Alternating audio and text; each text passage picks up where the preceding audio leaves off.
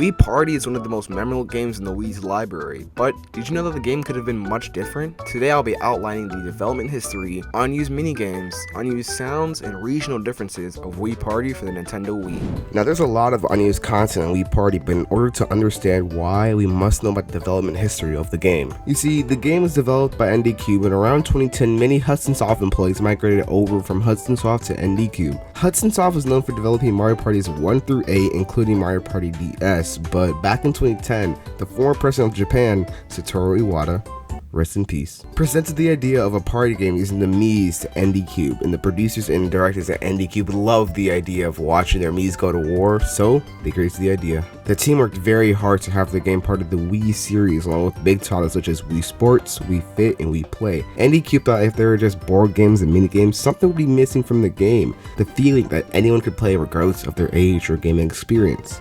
So the team took a step back and questioned, what is a party? A house party, a birthday party? And as they looked at the various parties, they got more and more worried. However, they soon realized that a party is really just having a good time with other people. They worried about rather than using the TV to play, they also used the room itself as a play space. During a meeting, a quiet staff member asked, what if we had the Wii Remote? And everyone came to life. They used the Wii Remote speaker as a hint to lower the difficulty, and the first game was dubbed Hide and Hunt. The team went on to create more games that use the Wii Remote as its main centerpiece, such as Ammo Tracker and Time Bomb. But there was one last large hurdle, the pacing.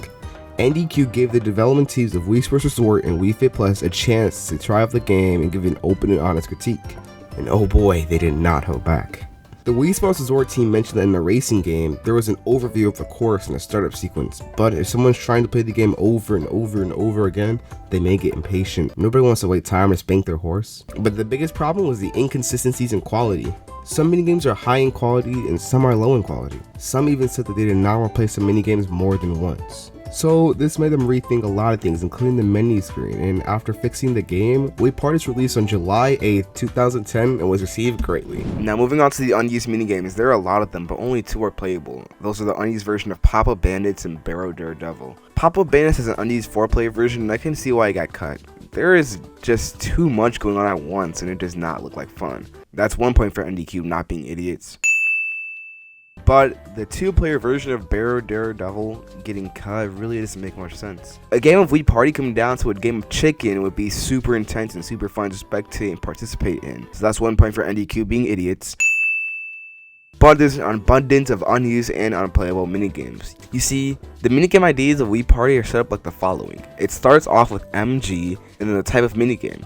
1v1 minigames are with a 1, pair minigames with a 2, 1v3 minigames with a 3, free-for-all minigames with a 4, and challenge games with a 5. There are a total of 2 unused 1v1 minigames, 8 unused pair minigames, 1 unused 1v3 minigame, and 6 unused free-for-all minigames. All of the minigames have no remains in the files of the game except for the playable ones and some exceptions. We can actually see what the games are going to be called. MG103, which is the unused version of Barrow Daredevil, is named, I know I'm going to mess up these pronunciations, so I apologize in advance. Giri Giri Bataru in Japanese, which roughly translates to last minute battle. MG105 is named Tarzan Resu, which translates to Tarzan Race. Thanks to Penile in Discord, we guess that this minigame is rope sling, or Lofty Leap for you weird Europeans, but it has weird scoring. According to Penile, it counts up all of player 1's meters and compares that to player 2's meters. I have no idea what this means. And now that's 2 points for NDQ being idiots. MG207 is named Akarui Michinori, which roughly translates to a bright road. I have no idea what this could be, but I do see this minigame taking place in the sky. MG220 is named Kakurete Susume, which roughly translates to hide and seek. I don't know why you want to play a hide and seek in a pair minigame, but I see it being similar to meet and greet where you want to find each other. MG409 roughly translates to Hente Chanaru, which roughly translates to Weird What Channel. This minigame has the same Japanese name as Channel Changers, so this could be a 4-player version of Channel Changers. Knowing me, my friends, in this minigame, we'll probably be screaming at how the entire minigame comes down to frames. Now that's 3 points against NDQ. MG417 is the 4-player version of Pop-Up Bandits. MG444 is named Toa Katsuban, which roughly translates to retired number. Did you guess I used Google Translate? There are also some unused Spot the Sneak variants of minigames. First, the Derby Dash cheat roughly translates to When you shake the Wii Remote controller, the horse will accelerate, but even if the physical strength is exhausted, it can't be exhausted at all. This could have easily been fixed. If the Sneak pressed a button, they just wouldn't lose any health. The Shifty Gift cheat roughly translates to, even if you don't balance, the present will not be dropped. There exists an AI in the code where the gifts just simply don't fall over, and this could be the Spot the Sneak AI. Thanks to Penile again, we can see this AI. Quaker Chipper is weird. Usually the Sneak text is hidden in the controller text, but its text is hidden in the rules. The cheat text roughly translates to, the liar will hit the cup no matter how high they are. Press B to lie. This is incredibly obvious. Someone could just spam B and get 100 points.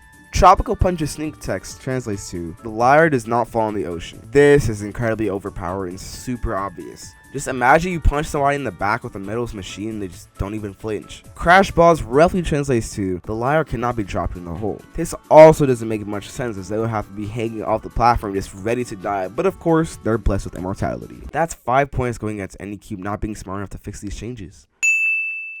There are two major unused games, and those are MR702 and MR712.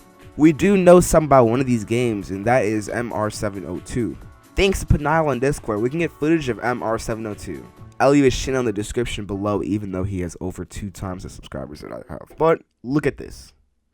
This looks like Buddy Quiz, but everyone takes turns being the buddy. There are only 2 answers. MR712 is an unused version of a bomb game, and we already have enough bomb games, so this is a good call. I'll be nice and give you a point on DQ. Moving on to the unused sounds, there are 27 of them, which makes you think about what was going on at NDCube. There is a full playlist on YouTube by EYTPS, which includes the unused music that has stood the test of YouTube copyright strikes for 11 years. That is impressive, and the link to the playlist is in the description. Although that playlist exists, I handpicked the files that I hadn't heard or sounded off to me, so if there are any errors, please leave them in the comments below. Some unused tracks are variants of music already in the game. This includes unused variants of Jumbo Jump, Flying Fruit, Balance Boat, Stopwatchers, About Face, Teamwork Temple / Tribute Verse, the Friend Connection question theme, the Board Game Island final challenge song, come on. No! And the spin-off and Trippy Traverse / Teamwork Temple intros. Let's listen to them.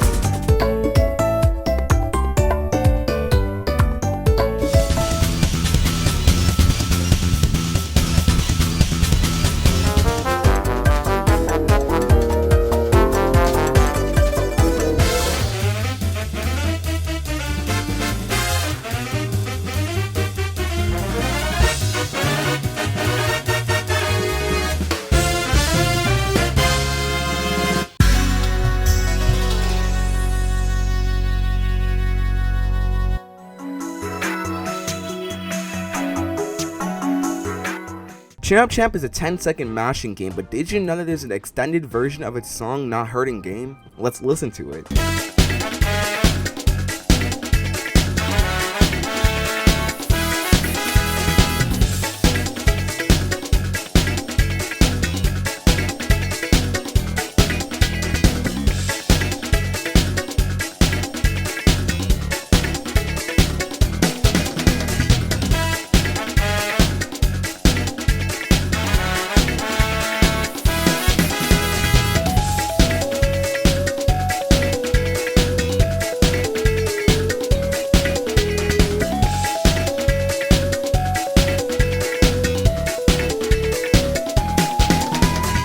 There are 5 unused jingles that are ranging from being good to bad. One of them is a lost jingle for Bear Daredevil.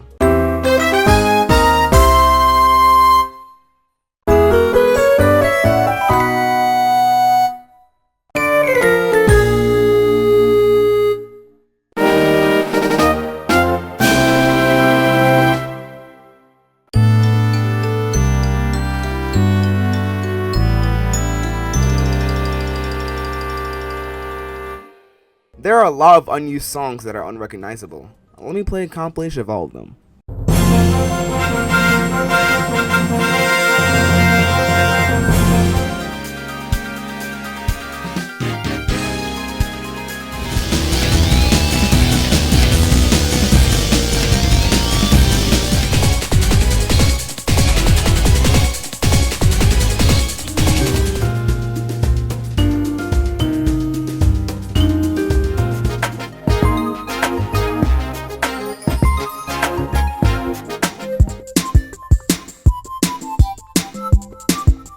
Finally, the weirdest of them all is an intro that is cut off 7 seconds in.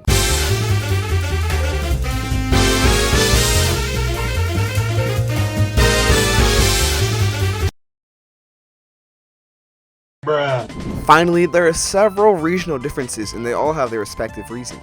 In the Korean version of Wii Party, spin-offs medals were changed to stars. This is due to South Korea banning gambling and medals may give off the idea of money. In the Japanese and Korean versions of Board Game Island, successfully finishing a challenge will present a blue circle instead of a green checkmark. When counting fruit and flying fruit, a red circle is shown over every correct fruit in every version of the game except for Europe. The European version of the game shows a green V, which is odd. The reason for this change is undisclosed. In the Japanese version of Matchup, a large text indicates whether you're selecting the first or second Mii that doesn't show in other versions of the game. This is most likely removed because it is pretty self-explanatory which Mii you're selecting. In Globetrot, the starting location is dependent on the version of the game. The US version starts in the States, the European version starts in Germany because the Nintendo of Europe HQ is in Germany, the Japanese version starts in Japan, and the Korean version starts in South Korea. In the Japanese and Korean versions of the Dicey Descent minigame, there are symbols representing the different sides when told to pick a side. This is not present in other versions of the game. When the minigame's rules and controls are shown, the Japanese and Korean version of the game have an audio clip explaining how to hold the Wii remote either horizontal or vertical. 이 미니게임은 Wii 리모컨을 세로로 쥐고 플레이합니다. このミニゲームは Wii リモコンを縦に持って遊びます。